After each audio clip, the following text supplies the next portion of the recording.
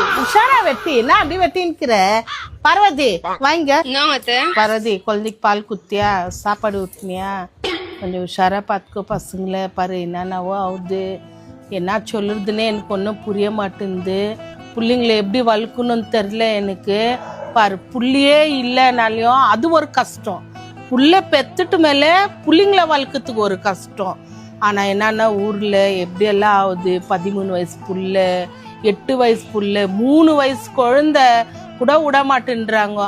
அந்த மாதிரி உலகத்தில் நம்ம வாழ்ந்துருக்குறோம். உன் புள்ளைய நீ தான் உஷாராக பார்த்துக்கோ, எங்கேயும் விடாத. எங்கே போனாலும் சரி பின்னாலேயே ஓடு, மேலே கதவு சாத்திட்டு புள்ளைய ஆட்டை காட்டின்னு விளையாட வை. நம்ம ஒரு வாசம் விட்டுட்டோம்னா ரொம்ப கஷ்டம் பார்வதி. நான் சொல்கிறேன் பாரு உஷாரு.